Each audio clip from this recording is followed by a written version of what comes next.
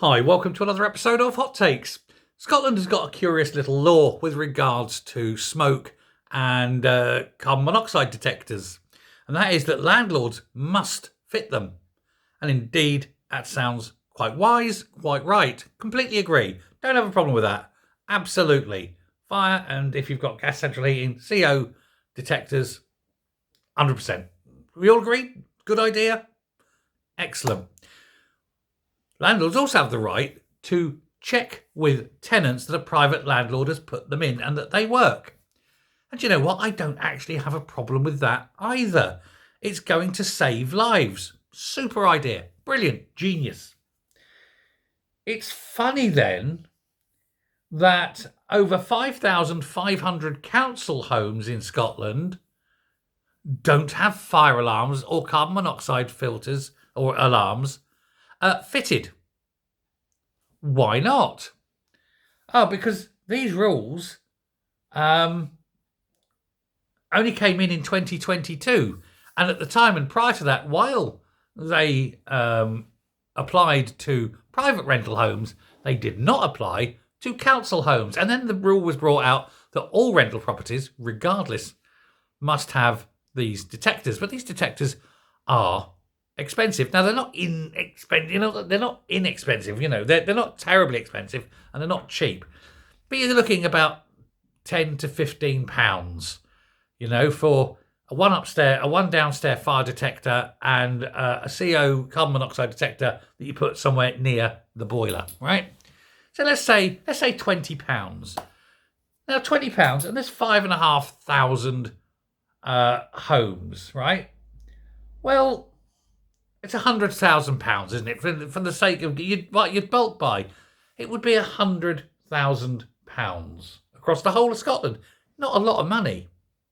So a lack of funds isn't really the excuse. So why are over 5,500 council homes not fitted with them? Well, the reason is nobody can be bothered.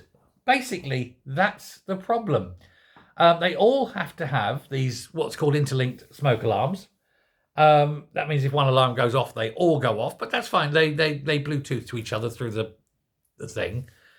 And yet they won't put them in because, not the expense, but because they've got no one. They don't have people.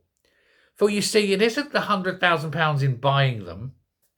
It's the time you have to pay people to go from here to here to here to here, 5,500 houses, and it would end up costing, they estimate, about £2.5 million to put them in, because you've got the people's time, the time of the installers, the cost of the fuel, the wear and tear on the vehicles, and so forth, as well as the cost of the actual equipment. The actual equipment, like I say, £100,000, not that much across the whole of Scotland, but £2.5 million in total because of the installation cost. And apparently that is why they can't be bothered to do it. They haven't got the cash. Now, it's 3 years now since that legislation come in. And so for 3 years, these council houses, haven't had these things fitted, and they're illegal. And now, a council tenants group is now suing all councils where these things aren't fitted. And of course, they will win because they aren't fitted. And so the councils now are struggling and going, oh my God, we've got to get these things done. And they have to get it done before the court case comes up, because otherwise they will be liable for all the court fees as well.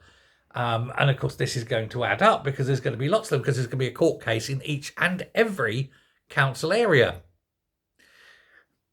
This is what happens when you come up with really bright ideas and don't cost them. You think, we'll get you, private landlords, and then forget that you too, the council, are a landlord. The people who run Scotland, truly, truly blessed with IQs in single figures. Room temperature, innit? Thanks a lot. Bye.